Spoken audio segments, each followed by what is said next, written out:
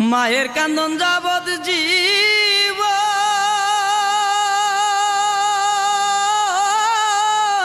দুই চার মাস বোনের খান্দন রে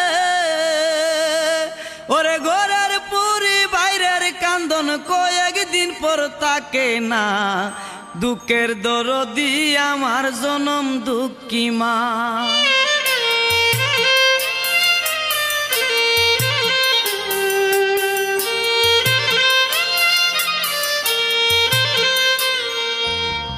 মায়ের কান্দন